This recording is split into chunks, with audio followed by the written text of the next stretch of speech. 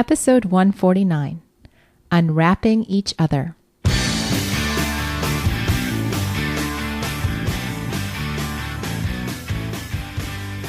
Welcome back to One Extraordinary Marriage, where we talk about sex, love, and commitment. You're here with Elisa DiLorenzo. And Tony DiLorenzo. And welcome, everyone. Hope that you are making it through this very, very busy season.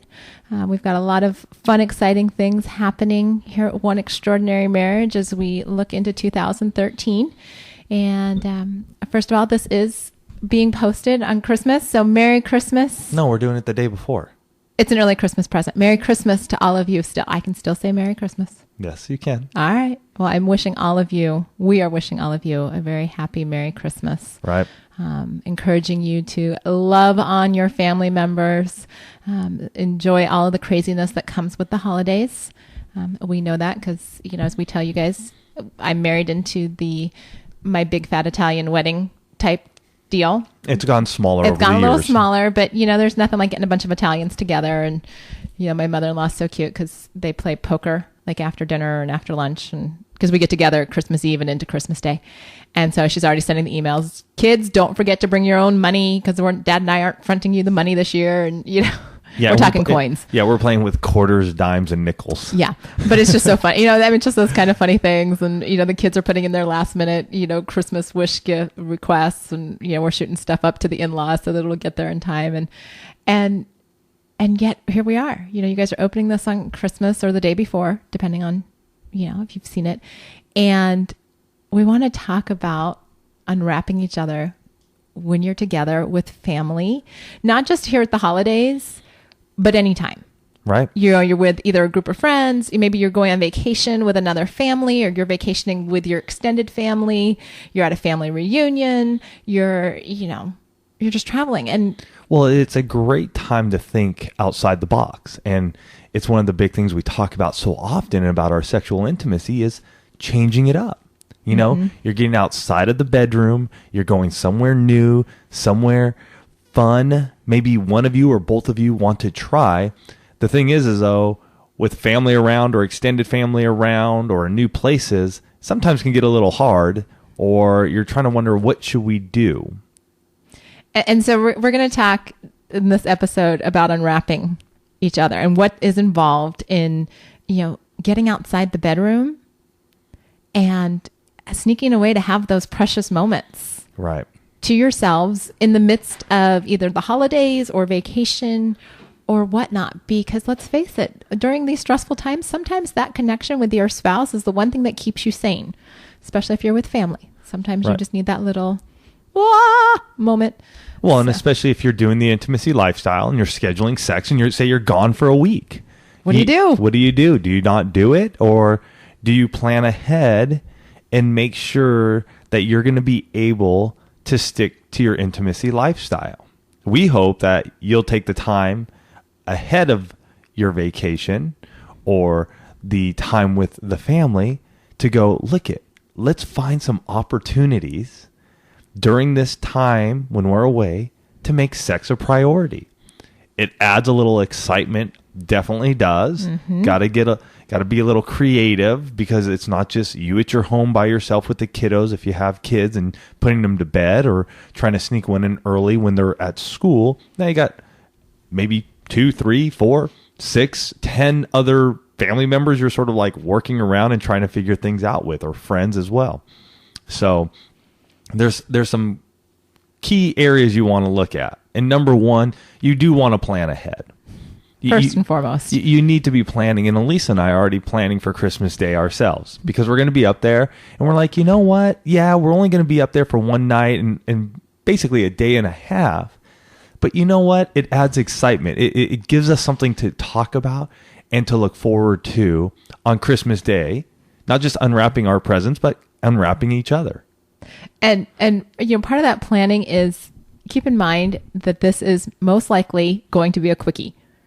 You know, when you're trying to squeeze it in with family members, you know, knocking on bathroom doors or knocking on the bedroom doors, or, you know, all of the excitement of what's going on when you've got family or friends all vacationing together.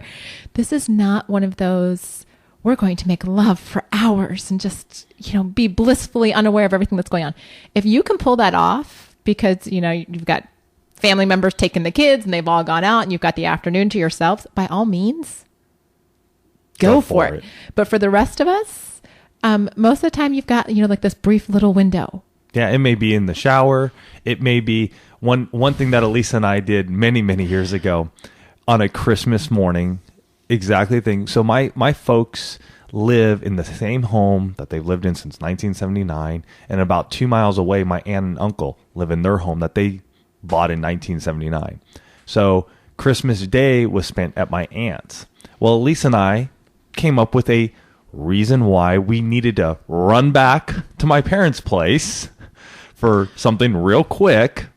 And you know what? We ran over there. It was exciting because we knew it couldn't be like, oh my gosh, we're gone for an hour. They would be wondering where the heck we went. So we ran over to my folks' place, had a quickie, got all freshened up again, and ran back over to my aunt's place. Apparently we had to go get a present or something. Something along those lines. But again, it's keeping in mind that, yeah, and we've told you guys often, the quickie should be part of your sexual vocabulary. Not all the time, but there are definitely times when it's appropriate. And this is one of those times. And part of planning ahead is looking to say, okay, when, having the conversations, when might we have an opportunity? What does, if we're going for a week, what does our time look like? Tony and I know, being at his parents for a day and a half, knowing kind of what the ebb and flow is of the holidays, probably when we'll be able to get a little window. Right. And so we've started talking about it. We're like, okay, probably around here. And you've also got to figure out, if you have kids, who's going to be watching the kids during that time? Or how are they going to be distracted so that they're not doing the mommy, daddy, mommy, daddy, daddy, daddy. And you're like, oh, mood kill. Right. Mood kill. So if they're distracted watching cartoons, we use that even here at our house. But if they're with family members, Christmas Day has always been a real treat for us because inevitably our kids get Lego sets and they go to their aunt and uncle for help building those Lego sets. So while they're just blissfully distracted with the Legos, Tony and I have an opportunity to be like, we're going to go for a walk. We're going to do this. We're going to do that. And it's just time for us. And, our family is very understanding of the fact that we do take time for each other. And so if your family's typically not in that mode, you might have to say to mom and dad or to your brother and sister, whoever you're hanging out with, hey, we're going to go take half an hour for ourselves. We're going to go take an hour. We just, we just want to spend a little time. So that's part of that planning, is to let family members know how that's going to work so that the kids aren't, where's mommy? Right. That type of thing. And any time that you're looking to do a quickie, be it over a holiday like this or a vacation, or heck, you want to jump in the back of your car, you always have to be understanding or cognizant of what clothes are you wearing, right? Mm-hmm. Because that's probably the biggest thing about the quickie is, what kind of clothes are you wearing? Because it can get a little distracting if you're trying to take off 3 layers of clothes instead of just maybe a skirt. Guys, wearing more loose-fitting pants, something that you can get off easily, quickly, and move on. Something to think about. Understand if you guys are in your colder weather areas, you're going to have to bundle up. But again, plan, some forethought, put some effort into this so that it runs really smooth for you guys. Because all of these suggestions are really to help you have that moment so that you're not frustrated with, well, we're trying to do this and it's not working. Why did you have to wear, this and this and this today? Why today? And it's like, no, if you just take, it really doesn't take a lot of time, but it does take a few minutes to go, okay, what am I going to wear? Like, I'm already starting to think, well, what am I going to wear on Christmas Day that will be conducive to not having to take off a lot of clothes? Right.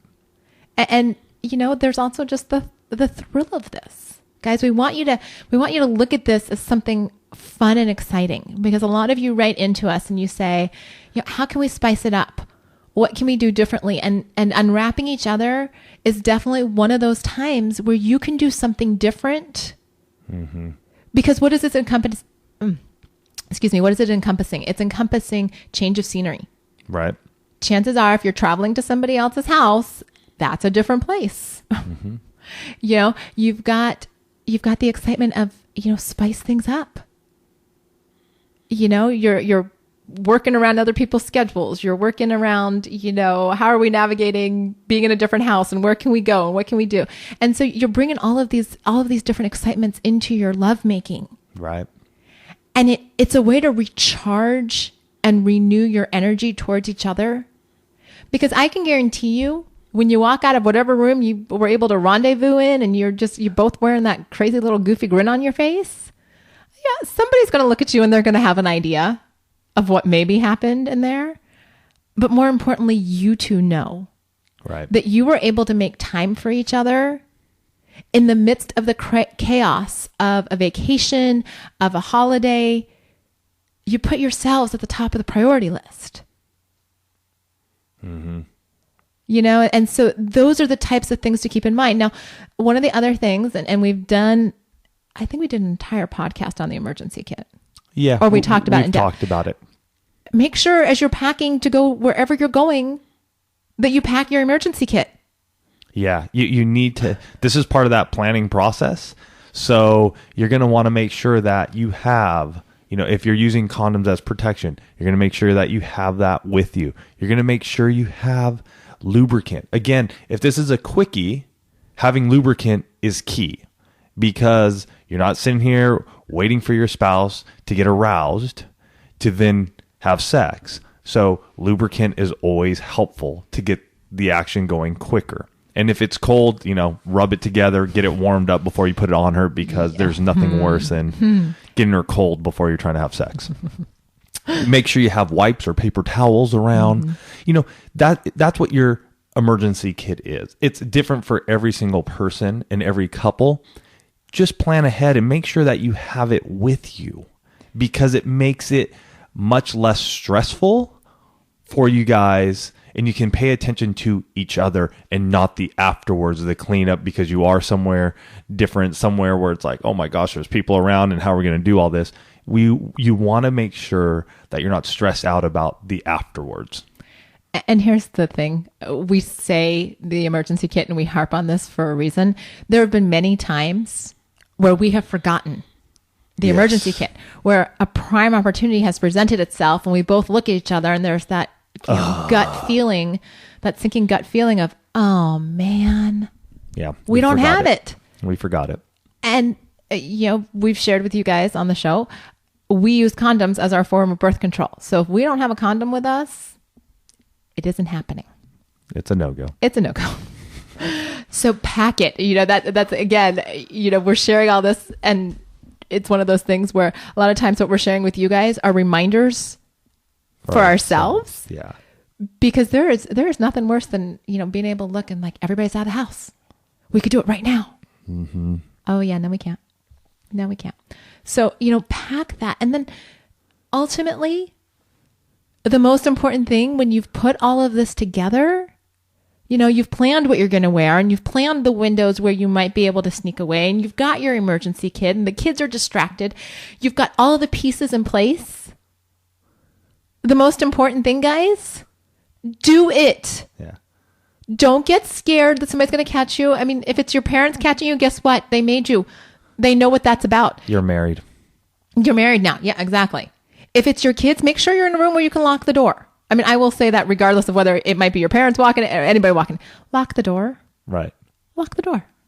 Yeah, it's a very simple thing.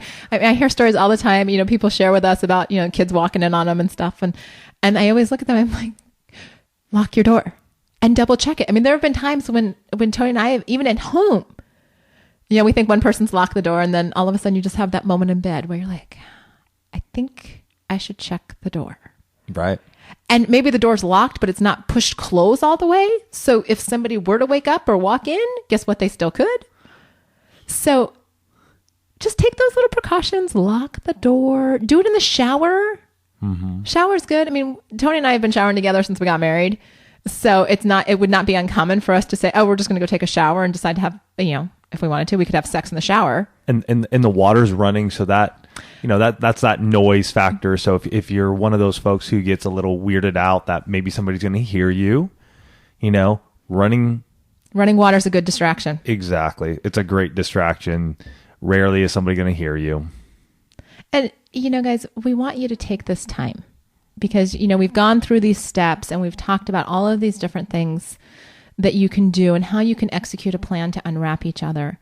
But the important thing is that it's all about the two of you connecting. Right. I joke, just do it. But really, that's what we have to do sometimes. Sometimes we just have to say, you know what, this is what we're going to do. I'm not going to get so wrapped up in my head and make up all of these excuses and, well, the kids might hear, my parents might hear. What would happen if my parents knew we had sex? Well, I'm pretty sure if you're married, your parents have assumed at this point in time that you've had sex. I'm going to go out on a limb and just say they probably already know that you're having sex. Now, whether or not you've had sex under their roof, maybe that's a new one. But again, bring some excitement into your relationship. Take that risk of maybe we could get caught. Maybe you could, maybe you won't. But there's excitement in that. And when you're trying to do something together and, so maybe you're not using the running water and you're, in a bedroom and you're trying to be quiet and you're like, oh, psh. That's when one of you will start laughing. Yep. I'm just letting you know right now, it's not anybody laughing at each other. You're laughing at the situation. It's that nervous laughter that bubbles up when we're like, oh, I wonder what's going to happen. You're like, oh, go quick. Gotta. Just have fun with it. Yeah. And I will have to say, I'm one of the guys that likes to steal away. I'm not in particular of being like in a house full of people. And especially here where we live in California, everything is ranch style, pretty much where my folks live. So we don't have 2-3 floors, basements and all that. In that situation, I think I would be more apt to, if everybody's downstairs and, the room I'm staying in is on the 3rd floor or something, sure, I wouldn't mind stealing away. In the instance with us, it's much tougher because it's just ranch style homes and, you have one main hallway, sort of an idea like that. So for me personally, knowing that we have that ability to go to my parents' place on Christmas Day when everybody's going to be hanging out at my aunt and uncle's. And the day at my aunt and uncle's is long. So usually we open up presents in the morning at my folks' place. Mm-hmm. Then shortly after that, we're talking about like 11, maybe noon. We'll then head over to my Aunt Patty's house and we'll spend, honestly, the rest of the day there. It's not like we just have lunch because, again, Italians, they want to be eating at noon, so we don't eat 1 later. 1:00 at the very latest. Right. It's a holiday. There is a little giveaway there. But we're going to eat around noon, 1 o'clock, and then we're going to hang out for the rest of the day there. That's 6, 7 o'clock. Well, we won't leave. Because we have to eat again. You have to have dinner. Before, you're going to have lunch. Right. And then we have to have dinner before we can actually get back on the road. Right. So in that 6, 7 hour period, there's time for us to get away. But you see how what we're doing is we know the rhythms of our family. We know what to expect on Christmas Day, Christmas Eve. We know these rhythms. And so this is the key right now to be thinking about is going, okay, what are those rhythms? Have we really ever really thought of them? Can we really see us taking some time away? Maybe have smaller kids. Make it that opportunity when one of them's napping and one can hang out with grandma and gramps. Mm-hmm. Or is it similar to us? Or is it, you do some house hopping? Because we have friends who do a lot of house hopping. Is it possible? And I have friends who will leave the kids at one place mm-hmm. and then go house hop to the couple other. Could you make some time in between that house hopping to find a place to steal away? Or if everybody's leaving at one time to go to the next house, could you leave a little bit later? Mm-hmm. Could you have to run back into the house for something? Right. That something could be very undefined. Right. It could be each other. Maybe you left your spouse in the house and you've got to go find them. Do it. This is the biggest issue I think many of us face. We don't take enough time to think and plan. We think everything's going to happen spontaneously, and it needs to happen spontaneously, or we can't enjoy it. Well, and that's the argument that we get a lot of times when people are talking to us about scheduling sex. Right. And really, this episode comes down to scheduling sex. Right. And I can't tell you, and I know you've had this too, Tony, when you've talked about that very same topic, is that what he just said, people want spontaneity in their lives. Well, if it's not spontaneous, it's not going to be any good. And I will never forget. In fact, I use this example every time we talk about spontaneity. It was our very first small group on Strip Down. And one of the husbands said, well, that very thing. I want it to be spontaneous. And his wife looks at him with, one of those wifely looks and says, so how's that working out for you? Right. And that's the reality. If we leave everything up to spontaneity, if you just say, well, we'll have sex sometime while we're on vacation. We'll have sex sometime while we're visiting over the holidays. Well, sometime, guess what? All of your time will be occupied. That sometime will never happen. And I hear this all the time from couples that go on vacation and never have sex while they're on vacation. And it's something that they both desire. It is something that they want to do. It's just that, again, like Elisa is saying, there's no planning going on. And because of that, that causes friction when it comes to having sex when you're away from your home. And you got to be thinking about it. You have to go, okay, what can we do? Part of the planning is the fun part to me, because that's what leads to the excitement. It's not just a spontaneous, hey, I want to have sex and let's go do it. It's sort of the, man, we're leading up to this. We're going to romance each other. We're going to give each other those looks and those taps and those pats and the hugs and the kisses that make it so much more special. And especially when these times are typically quickies. So, typically in this instance, Elisa's not having an orgasm. It's too quick. It's too fast. It's not going to happen. But I can be giving her these subtle cues and these subtle signs and these ways to get her excited before we have sex. And that's part of it. I mean, part of it's the scheduling part, and part of it's accepting the fact that because it's a quickie, you're not having these earth-shattering orgasms, and that's not the purpose of this. The purpose of this type of encounter is to connect with one another, to be, this is just about pure physical intimacy with your spouse. Mm-hmm. And to say in the midst of... Well, at the moment, it's the physical. The time before is the emotional. Is the emotional, absolutely. And you've got to have both. Right. It's the talking together. It's the planning out together. That's that emotional piece that draws you guys together and closer, where you're going, oh, how fun this is going to be. Because we're going to do something that we haven't done before, or we're going to be somewhere where we haven't been before. Mm-hmm. And how are we going to steal away and make this happen? And I hear it from a lot of couples who are on cruises that, because you're in a small cruise room, and if kiddos are there with you, you got to be really crafty and really have your times down when you want to be doing something, because yes, the kids could be doing kids play stuff or whatever, but most of the time they may be hanging with you or what have you not. And so if you're not planning correctly, the whole week could go by. And yes, you're having a wonderful family vacation, but I know for myself, I like to have sex on my vacations. I like to just have some time with Elisa, and have just some moments with her. So if you're not planning it, it's not going to happen. And our past vacation this year was a prime example of that. Mm-hmm. We didn't plan, mm-hmm. and it didn't happen. Yeah. And so, that's one of those where spontaneity, how could we have made that work? Well, in retrospect, there are a lot of different things that we could have done, mm-hmm. but we didn't think through, what is that time going to look like? And it's not...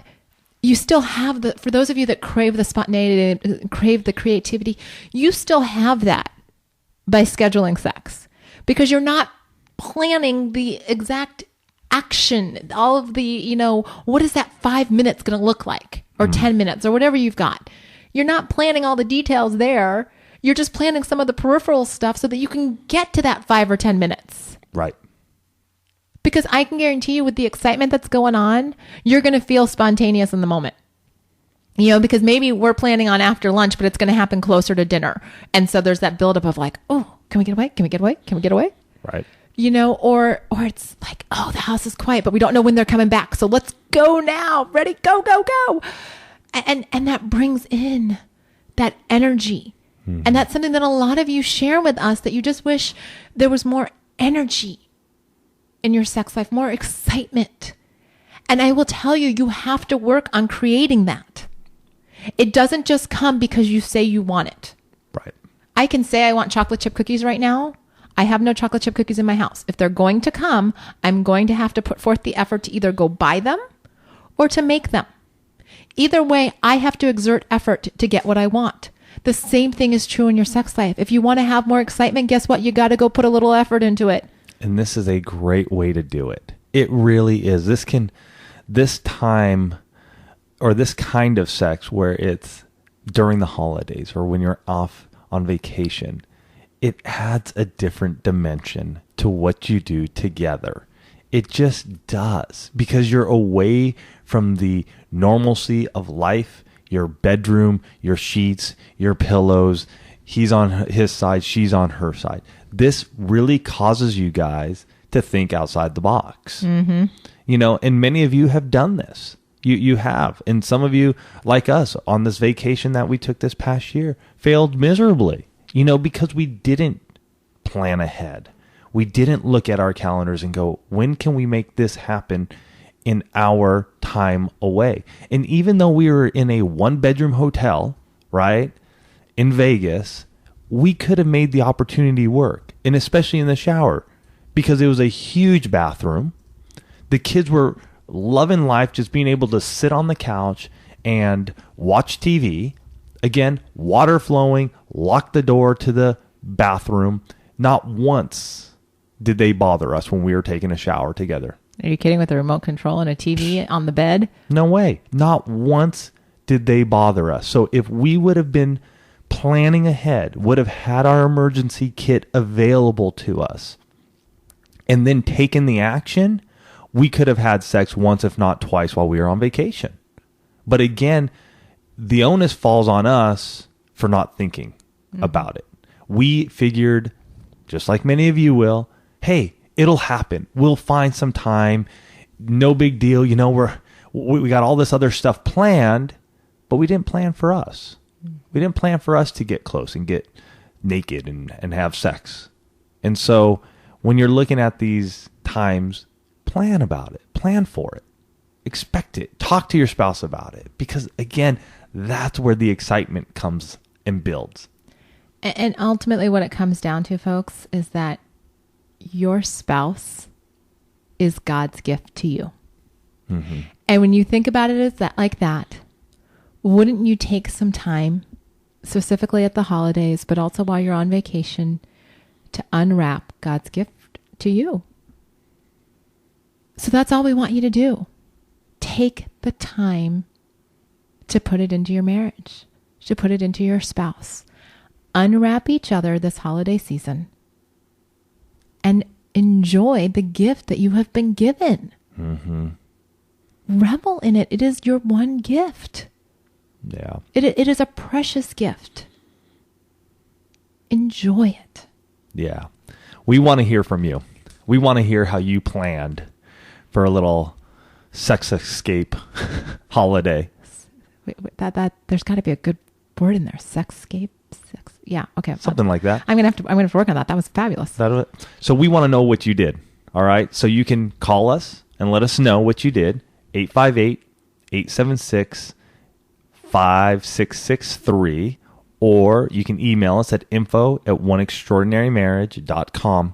Remember, all emails, all voicemails that come into us are anonymous. We will not say your name.